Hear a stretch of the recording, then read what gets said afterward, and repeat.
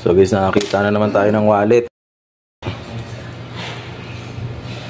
Nakakita na naman tayo ng wallet. Tingnan natin kung magkano laman. May laman.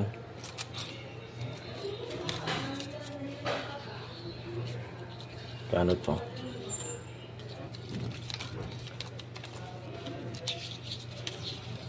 $400. Tapos may barya. Tingnan natin kung may ID. Tingnan natin kung may ID. Ito. ATM. Ito may pangalan, no? Brian T. Revilla. Tangin na kamag-anak ibang Revilla to. Ito. Si Brian T. Revilla.